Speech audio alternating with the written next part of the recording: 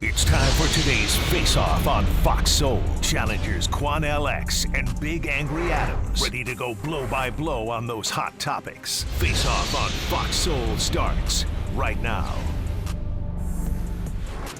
Luke Evans, the Old Orchard Beach police officer arrested by ICE, has been moved out of Massachusetts and into jail in Rhode Island. Maine's Total Coverage has repeatedly reached out to ICE for comment on this arrest and even went to the Massachusetts field office last week.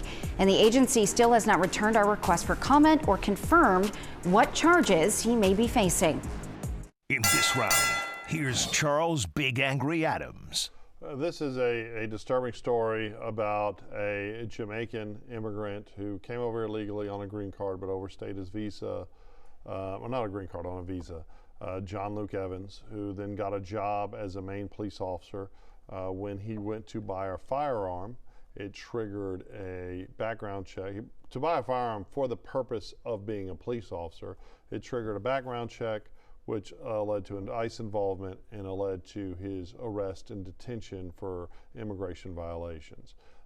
This is not something unusual for the wonderful people of Jamaica who struggle mightily to get visas to get into this country. There is an incredible culture of hard work in Jamaica that, you know, when we talk about, people want to talk about race, people want to talk about things, when it's usually very different, and it's cultural, right? I think we have some serious breakdowns in parts of American culture that are leading to a lot of our problems. In Jamaica, while there is crime, you find, in my opinion, some of the hardest working people in the world. And in fact, there used to be jokes about, I think it was In Living Color, where it was a Jamaican that had like 16 jobs. Everyone that I know, and I think it's a beautiful country, that you got wonderful people. Sounds like this guy was a wonderful guy. And whereas people from Central and South America just walk in this country, Jamaicans don't have that optionality, right? They have to get a visa. There's a very low count for them. They do have the option of obviously traveling to the United Kingdom, but coming to America is difficult, and it's heartbreaking, because what did the Britons do when they abandoned Jamaica? Right? So they said, because all this anti-colonialism, they basically pulled up stakes, left all their obligations, right, but kept all the nice property, right? You know, we have open beaches here in Texas. In Jamaica, the beaches are all owned by the rich people that kept all the nice property, and then all the poverty is pushed inward. That's why so many Jamaicans are trying to get to the United Kingdom and to the USA. I think it's horrible. I wish the Trump administration would focus on people over here committing crimes, because there's plenty of those. There's plenty of immigrants in this country committing crimes that should be shipped back, and not people that want to be public servants, not people that are hardworking, not people that are not on the dole, right? I don't think people should be allowed to immigrate this country and then get welfare, free health care, let alone get all the free housing and benefits. We've seen the billions and billions of dollars spent that aren't being spent for America's poor, right? But with this, I couldn't disagree more with what the Trump administration did here, and I am heartbroken for John Luke Evans and his family. I hope there's an outcome that allows him to stay, and not only stay, but allows him to serve as a police officer in Maine. I'm really shocked that the Trump administration has not up until now stepped in and say, let's release this man. Yeah. Because he appears to be everything that you asked the immigrant to come into America and be. I couldn't agree He more. appears to have done it the right way. He didn't sneak in. He didn't slide in. Or he wasn't human trafficked in. He didn't commit any crimes here. He hasn't done anything wrong. And the police department in Maine that hired him, they did all the right things. They followed all policies and protocols. I mean, he didn't have a good citizenship and his visa was expired. But wait a minute, they didn't know that. But no, they should have. They do extensive background checks. But no, it was Homeland Security's duty to inform them of that. Okay. When they sent in his information, it was their duty. They went through all of the checks and balances, and they got nothing back from Homeland Security or anyone else stating that he was not eligible to be hired, that he was here illegally. And it's my understanding that the officer believed his visa was on appeal, that he was appealing the decision that even though it had expired, that he didn't fill out a certain piece of paperwork, et cetera, et cetera. This is just not what we were promised by the Trump administration. Right. This is just horrible. Not this. It's absolutely horrible. And I'm surprised they have not stepped in and said, release this guy, to prove to the American people these are not the type of immigrants we want to go after. These are the ones we want to come in and do it the way he did it, and follow our laws, obey our laws, pay your taxes, and do right. I don't understand this. I really, really don't. I'm hard. When I first saw it, I thought they would step in and have him released. So what we used to have in America, like when I was a policeman and when I was a judge, immigrants were far more law-abiding than regular citizens, right? And so people that would criticize immigration, I would always respond, no, immigrants aren't breaking the laws. They don't want to lose citizenship. Right? They're here, they're looking for a pathway to citizenship, they're staying out of trouble. You also didn't see, other than our public health care system here in Texas, you didn't see an overwhelming of our entitlement programs because they weren't allowed, right? They just weren't allowed to get EBT. They weren't allowed to get Section 8. They weren't allowed. Their children were if they were born in the United States. But we had rules, right? And then the progressives kind of changed the floodgates. And not only were they allowed to, especially in like states like California and New York, they were put to the front of the line where the Americans poor, right, especially in big cities, African Americans, right, were pushed to the back of the line on housing. Our veterans were pushed to the back of the line. Our healthcare systems were overwhelmed. But you know what angers me about this? But hold on, let me just finish this thought.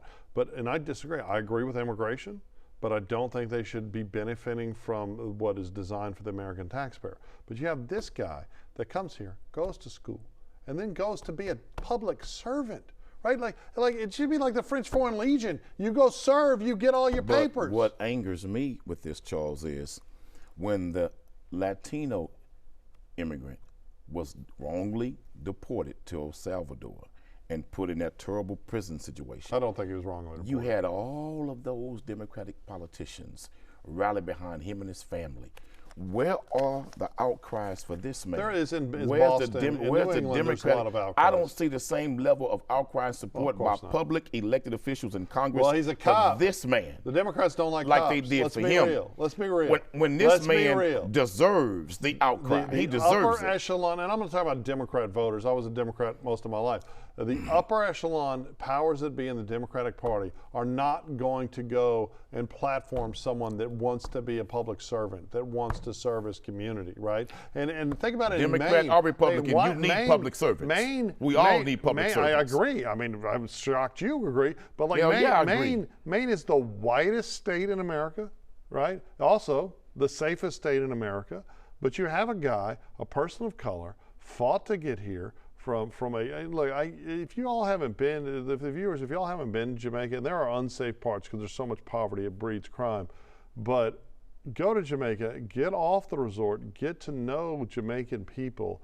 They are the kindest, sweetest, hardest working people of any race that I've ever met in my life, right? It's an amazing country, it's an amazing culture, and that is exactly the kind of people that we want coming here to America to be public servants. And I'm disgusted by Trump's ICE and what they're doing here. And I hope there is a pathway not only to let this young man stay in the United States, but also serve as a police officer in Maine and go back home, which is what is his new home. I just don't see the same level of outcry, and I want to see it. Yeah. Because this is somebody we should all get behind. Right.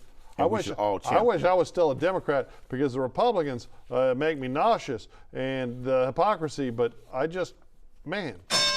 It's really sad. This is sad. It's really sad. And he's still in jail and been removed to a whole other state. Yeah, it's absolutely disgusting.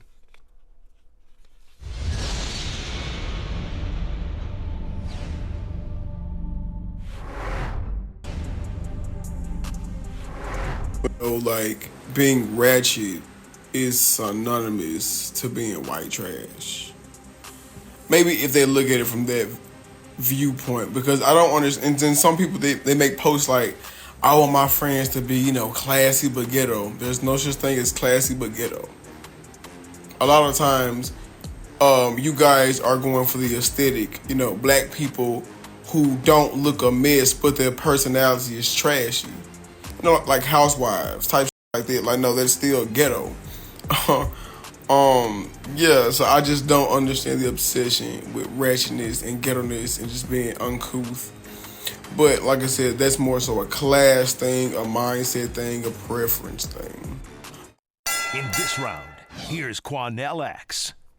Charles, I've never heard a brother or anyone else make the comparison of what's ghetto and what's ratchet in reference to poor white people, white trash.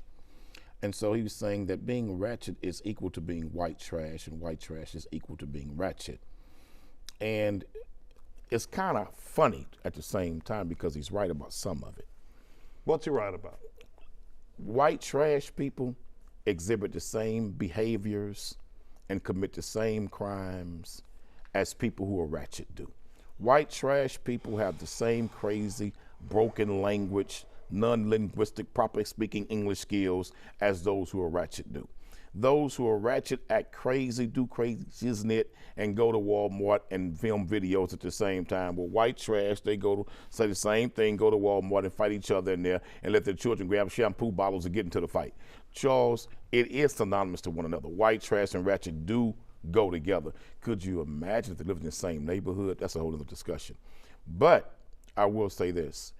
My grandmother once said something. She said, you can take a Negro out the ghetto, but you can't take the ghetto out the Negro. You can be classy and live in the ghetto.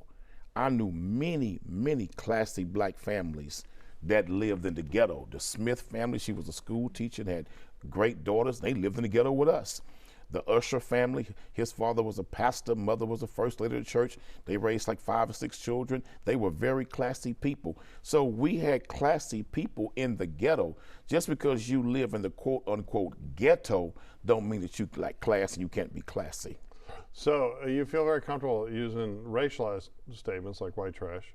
If I use some racialized statement about... You never use it about white trash? Okay, ratchet it doesn't refer to a race, it refers to a behavior.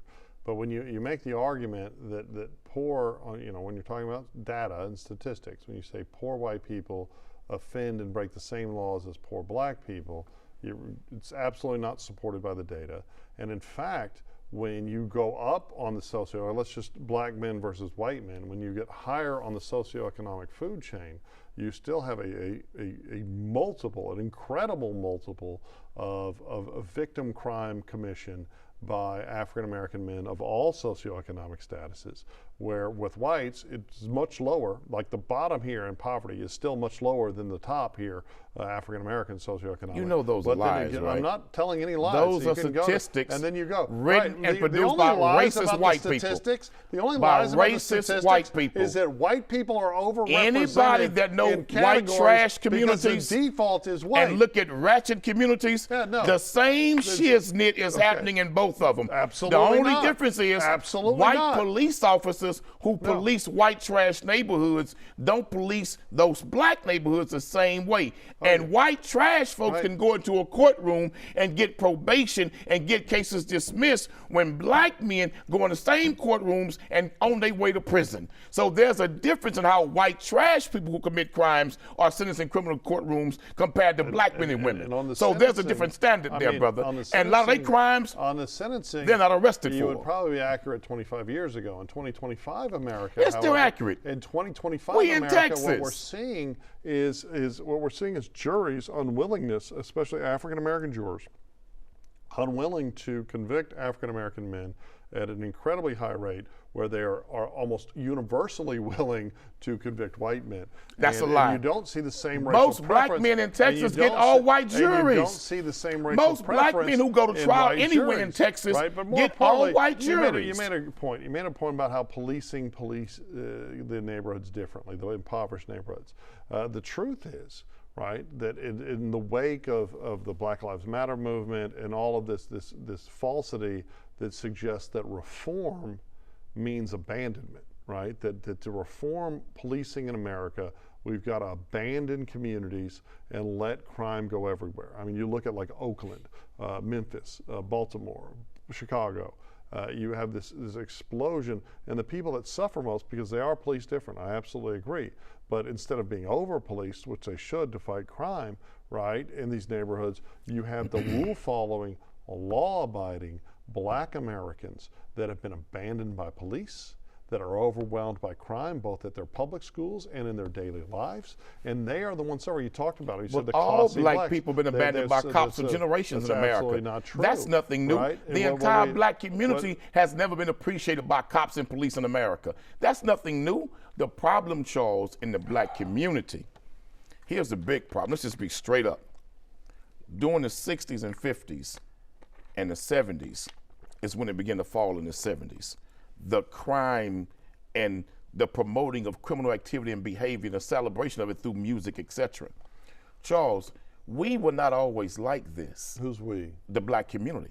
Okay. When you see what's going on among us now, I'm telling you, you can trace it directly back when fathers were mandated to be put out of the homes. Fathers were not mandated to be put out of the home. The welfare system mandated You don't that. have to be on welfare. And let me say this. That's the biggest lie of yours. But wait a minute. But the biggest welfare recipients in America have been white people. It is not the government's fault biggest that black welfare men aren't recipients raising their in children. America have been white people. And we say nothing about corporate welfare. Corporate giants get welfare by the tens of millions and nobody say anything. But they made black women put black men out of the homes. They did not. Just to get assistance. They did not. And then the welfare system told black women, if he bought a pair of tennis shoes, you lose your benefits. There were different rules for white women than black I can women? speak about what happened in the black community. Why not? What happened in the white neighborhoods, I really can't speak about that because I never lived there. Wouldn't be the same But rules? growing up on the Wouldn't it be welfare the same system, rules? being a part of it, and watching social Okay, workers talk come by the about house. it. You grew Let me up tell in you a something, man. welfare system Social workers because would of- come by our house. It's the Right. truth. But They let's- would come to us. Social workers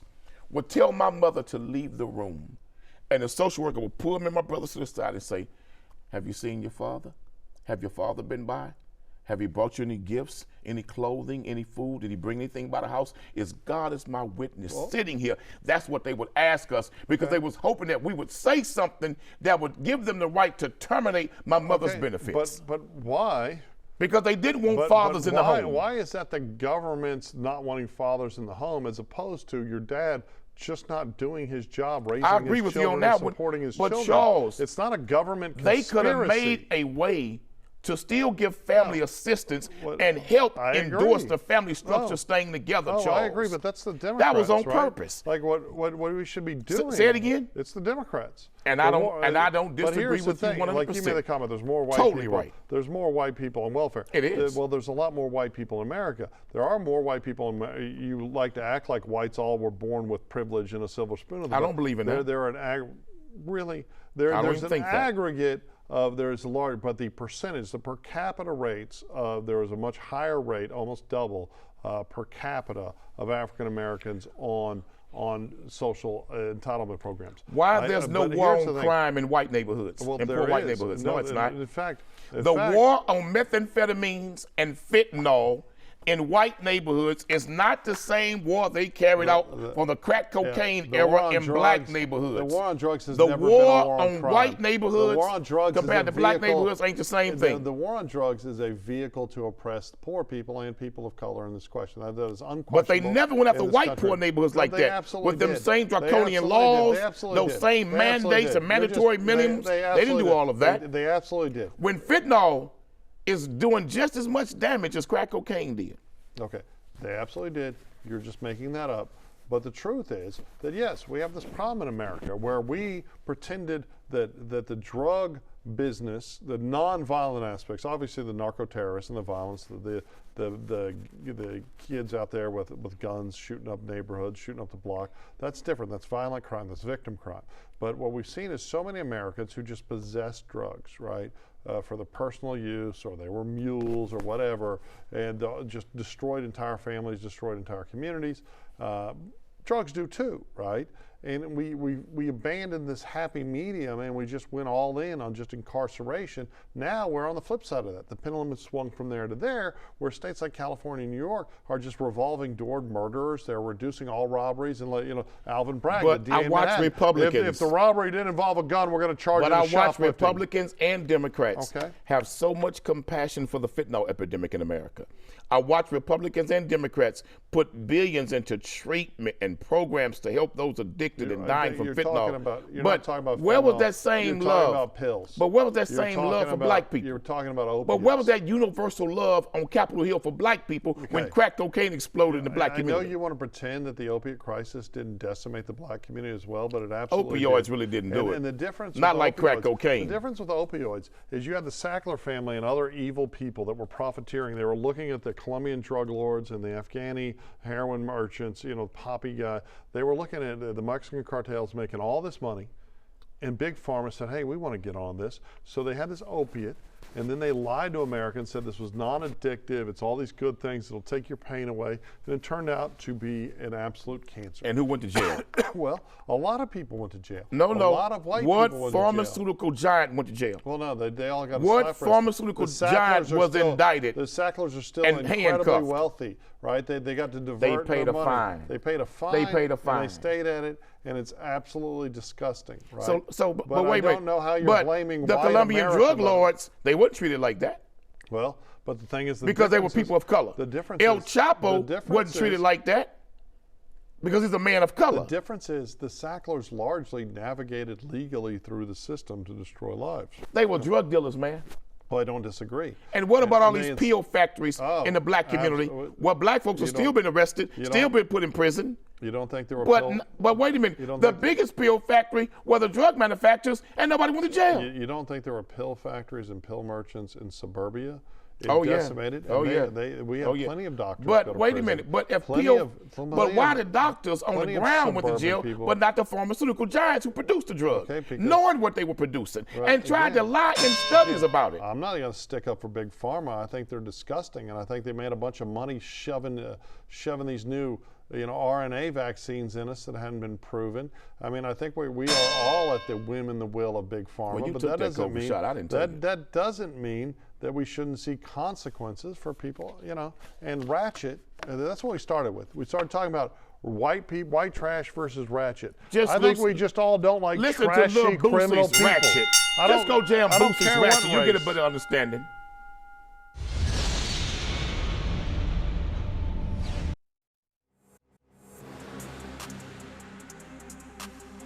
That's it for the Face Off on Fox Soul. We'll catch you next time.